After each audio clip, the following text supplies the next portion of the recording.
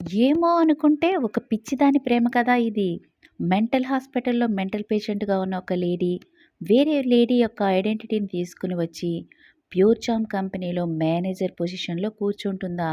అంతేకాకుండా సీఈఓగా ఉన్న హీరోనే లైన్‌లో పెట్టాలని నానా తంటాలు పడుతూ, అతనిపై అంతులేని ప్రేమను పెంచుకొని, తనకున్న పిచ్చితనంతో పిచ్చిగా ప్రేమించి, చివరికి అతని ప్రేమని కూడా అతనికి దూరం చేయాలని ఎంత భయంకరమైన నీచమైన స్కెచ్‌లు వేసుకుంటూ, తన ప్రేమకి అడ్డుగా వస్తున్న హీరోయిన్‌కి ముప్పు తిప్పలు పెట్టి 3 చెరువుల నీళ్లు తాగిస్తూ వస్తుంది. తను చెడుకు చేసినా కూడా అదంతా కూడా హీరోయిన్‌ల ప్రేమకు పునాదిగా నిలబడి, వాళ్ళిద్దరిని మరింత దగ్గరగా చేయడం, ఆమె చెత్త ఐడియాలతో ఆవిడ ఇచ్చుకున్న ట్విస్ట్ అని మనం చెప్పుకోవాలి. మెంటల్ హాస్పిటల్ నుండి వచ్చిన ఆ అమ్మాయికి ఇంత షార్ప్ మైండ్ ఎలా ఉందో నాకు అసలు అర్థం కావట్లేదు.